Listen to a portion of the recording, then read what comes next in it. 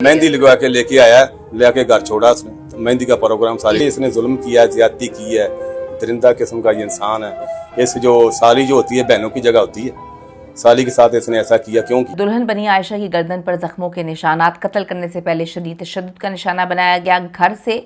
इसमें आखिर कौन कौन शामिल है? आयशा की नस फट गई और वो मर गई। झूठी खबरें क्यों फैलाई, किसने फैलाई, किसने बात की, क्यों छुपाने की कोशिश की जा रही थी इस कत्ल को, हॉस्पिटल लेकर जाने की बात जो है उस पर क्यों डगमगा रहे थे, गोली लगी हुई थी लेकिन फिर भी नस फटने की कहानी क्यों सुनाई गई, आयशा के कत्ल को छुपाने का प्लान क्या पहले बनाया जा चुका था, किस तरह से फिर ये छुपाया नहीं गया, बहनोई ने किसके कहने पर गिरफ्तारी दी, आखिरी वक्त आयशा के कमरे में कौन कौन मौजूद था, क्या आयशा को कत्ल करने से पहले उसको नशा दिया गया था। हौलनाक पोस्टमार्टम रिपोर्ट, यकीन करें बड़ी दर्दनाक तकलीफ दे सिचुएशन होती है जब आपको बेदर्दी से कत्ल किया जाता है। आपकी ज़िंदगी के ख्वाब पूरे होने जा रहे होते हैं, आपकी पसंद के बंदे से आपकी शादी हो रही होती है और आपको आपके घर के अंदर से ही कत्ल कर दिया जाता है। रिक्वेस्ट है जी, चैनल को सब्सक्राइब करें, वीडियो को आखिर तक मुलाहिजा फरमाइएगा। लाहौर में बारात के दिन कत्ल होने वाली 22 साल की मासूम आयशा, इस कत्ल केस ने एक हैरानकुन रुख इख्तियार किया है। आयशा की पोस्टमार्टम रिपोर्ट भी सामने आ गई है और उससे साबित होता है कि आयशा को बहुत ही नज़दीक से जानी के सर पर जो है पिस्टल लगकर गोली मारी गई है। पुलिस इकराम की बीवी और आयशा की बहन इकरा से दोबारा तफ्तीश करना चाह रही थी ताकि पता चल जाए कि जी आखिरी रात क्या हुआ, और क्या उसको पता ही नहीं था कि उसका शौहर जो है उसकी आंखों के सामने, उसकी नाक के नीचे उसकी बहन के साथ कितनी खौफनाक जो है गंदा रिश्ता बनाने की कोशिश कर रहा है। इकराम का प्लान क्या किसी को मालूम नहीं था या किस किस को मालूम था? इकरा ने पहले बयान दिया कि मैंने कुछ नहीं देखा, मैं तो सो रही थी। यानी कि इकराम की बीवी उसी कमरे में मौजूद थी जहां पर इकराम ने आकर जो है आयशा को कत्ल किया। फिर आयशा के भाई ने बयान दिया कि मेरी बहन के ऊपर नशा आवर स्प्रे किया गया जिसकी वजह से कोई होश में नहीं था। ये बात इकरा को पहले बयान में नहीं पता थी शायद, चलें बाद में उसके भाई ने बता दिया, अच्छी बात है। और फिर अचानक से बयान सामने आया कि मैंने खुद अपने शोहर इकराम को गोली मारकर भागते देखा। अब एक नई कहानी सामने आई, यानी कि टोटो में कहानियाँ याद आ रही हैं और टोटो में कहानियाँ जो हैं वो बताने की कोशिश की जा रही है।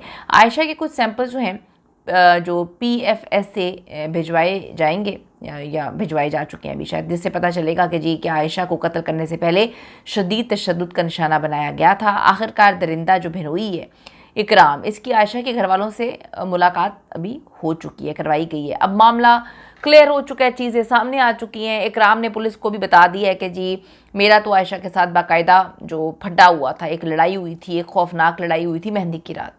उस वक्त भी शायद पूरा घर और जो शादी वाला घर था, सारे लोग थे, उनको जो है नशे वाला स्प्रे कर दिया गया था, उनको कुछ नहीं पता। तो उस वक्त बाकी लोग कहाँ थे? अब इस पर मैं क्या बात करूँ। इनको टोटो में याद आ रहा है कि स्प्रे किया गया था, टोटो में याद आ रहा है कि भागते हुए इकराम को देखा गया था। तो इस पर अब मैं तो कोई कमेंट नहीं करना चाहती। 3 मरले का शादी का घर है, शादी का घर तो जितना मर्जी बड़ा हो, कनाल्स का क्यों ना हो, वहाँ पे लोग सोते नहीं है। मेहंदी ख़त्म हुई है, वहाँ पे उधम मेला चलता रहता है। यहाँ पे 3 मरले का घर है, किसी को ये नहीं पता कि जो है एक कमरे में सोई हुई लड़की को बेदर्दी से कत्ल कर दिया जाता है। किसी को ये नहीं पता कि वो झगड़े कर रहा है, लड़ाइयाँ कर रहा है मेहंदी वाली रात। किसी को ये नहीं पता कि उनकी नाक के नीचे वो आयशा को कितना ज़हनी अजियत का निशाना बना रहा है, कह रहा भाग चलते हैं। तो अजीब सी बात है कि किसी को कुछ पता नहीं चला, शायद उस वक्त भी स्प्रे हो चुका होगा। आप फिर ये खबरें किसने फैलाई कि आयशा की नस फट गई है? मतलब आयशा की नस फट गई है, एक बंदा, मतलब ज़रा थोड़ा सा इमेजिन करें, एक बंदा बिल्कुल सही है, वो अपनी मेहंदी के फंक्शन से आता है और अचानक से जो है वो कत्ल हो जाता है, उसको मार दिया जाता है। इतना खौफनाक ये मंजर है कि एक बंदा बिल्कुल सही सलामत था, वो अभी दुनिया में नहीं रहा। आपके पास इतना टाइम है कि आप नस फट गई कहानी सुनाएं या नस फटने वाली कहानी बनाएं भी, अजीब सी बात है। नस फट गई, घर में डकैती हो गई, ये कहानियाँ कौन बना रहा था, क्यों बना रहा था? इकराम ने इतराफ़ किया है कि आयशा को कई बार भागने का कहा था उसने, वो ना मानी और आखिरकार मैंने पिस्टल जो है ख़रीदी और उसके बाद उसको मार दिया। यानी सब कुछ प्लानिंग से किया गया, किसी ने उसको सपोर्ट किया, सबको पता चल रहा है यार। मतलब बच्चे थोड़ी हैं, एक 3 मरले के घर में इतनी कार्रवाई हो रही है, फिर पिस्टल वो लेकर आया, मारा, घर के अंदर किसी को कुछ पता नहीं चला, कमरे में पता नहीं चला। तो कौन कौन मिला हुआ है, पुलिस को इस पे तहकीकात करनी चाहिए। आयशा मासूम थी और नाहक मारी गई है, जितने लोग नाहक मारे जाते हैं यकीन करें इंसानियत की तज़हीक है, तज़लील है।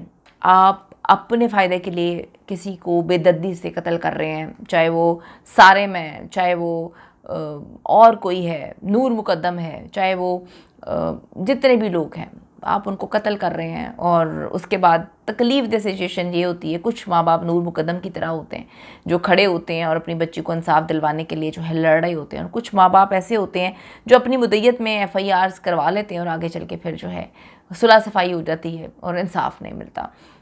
यहाँ इंसाफ नहीं होता, लेकिन अल्लाह के घर देर है, अंधेर नहीं है।